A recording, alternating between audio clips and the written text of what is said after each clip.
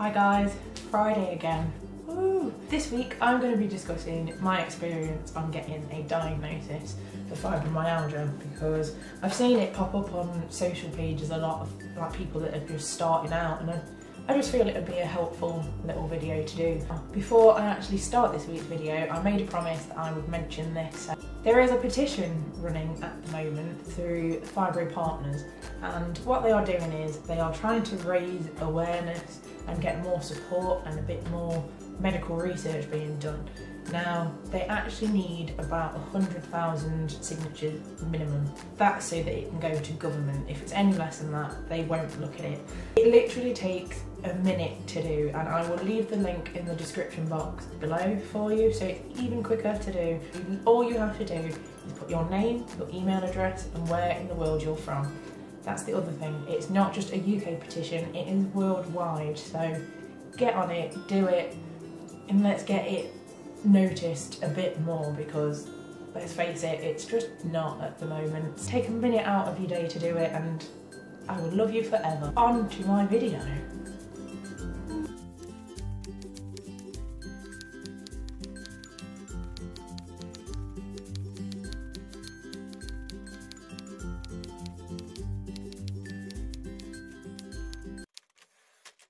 I'm going to start off by saying, if you are just starting out, be patient, because you're gonna have to be. There is no other choice but to be patient. I was very active, I had a full-time job. I was also very active in my social life. I was always doing something.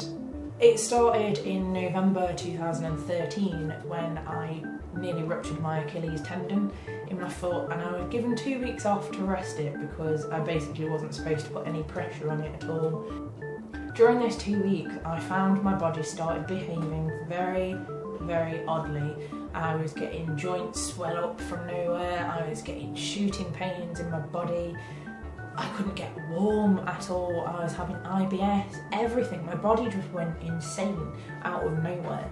And I had first started realising something was really quite wrong when my sick notes from the doctor started going from 2 weeks, then it got increased to a month, and then it was increased to 12 weeks, and it was just getting longer and longer before they were even saying I could go back to work.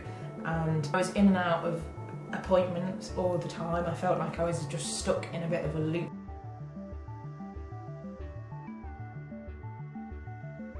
for about 9 months, because I'd be going to the doctors, then I'd have to go in and see the occupational health at work, and it was back to the doctors. It was just a constant loop of seeing those people. I just felt like that was what my life had become, and I was no nearer to knowing what was wrong with me.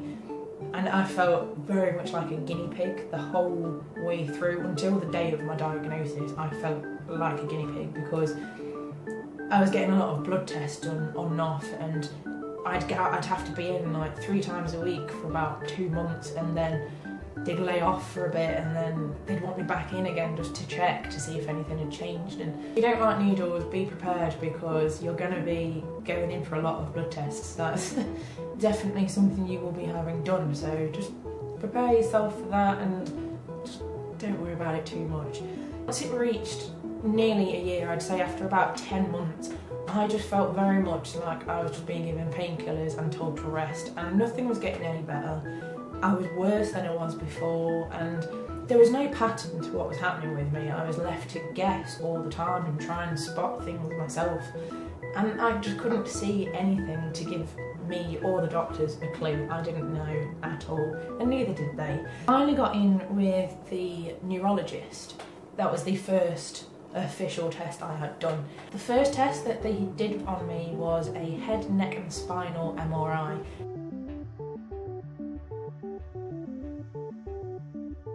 Now, if you don't like small spaces, you're really not going to enjoy this, because I personally don't like small tight spaces, and I was in there for a good 45 minutes having my scan done, and it's really loud. Like, people tell you it's loud, but until you are in that machine, you can't guess what it's going to sound like. But it really was an experience, and I very nearly pressed the clicker to take me out and start again, but I just decided to stick with it and go through it and get it over and done with. And I'm glad I did it that way, because I don't think I'd have been able to go back in again if I'd have come out of it. I had to wait for the results from that, and nothing came from that, so it was on to the next test with the neurologist. The second test that I had done was an ECG, and what they actually do in an ECG is they put little needles in you. They're not too big.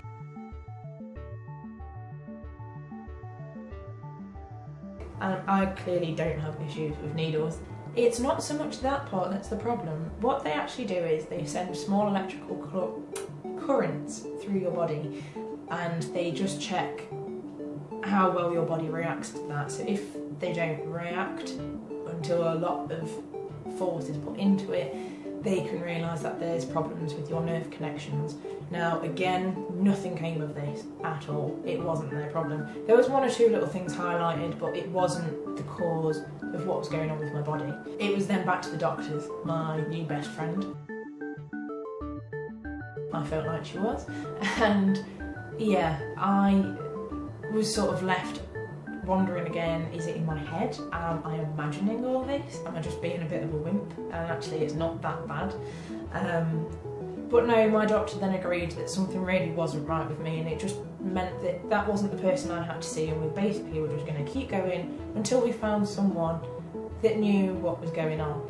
Now, like I say, it took just over a year to get diagnosed, so I believe it was in January of 2014 that I then got put through to the rheumatologist specialist. Now, this woman was absolutely fantastic, and the appointment there had a bit of a waiting list to get in. So you will find that yes, you will get in for these tests, but you're told to wait 3-4 weeks. Like they have, certainly in the UK, they have a 12-week waiting system. They're not supposed to let you wait any longer than that, but a lot of the time you are literally right up until the deadline point.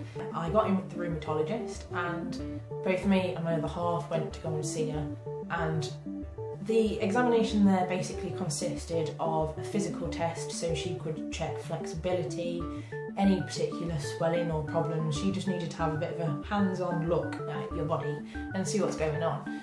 But the other part of the diagnosis is that you actually sit and talk about symptoms you've been having in terms of physical and mental as well, because there is definitely an aspect of mental problems in there with fibromyalgia, in terms of anxiety, depression. It seems a very common theme that if you have this, it kind of ties along with it, or joining the party. She actually spoke to both me and my other half when it came to the emotional side of things, because I think they know they're going to get a much more honest answer from someone that's with you than from you.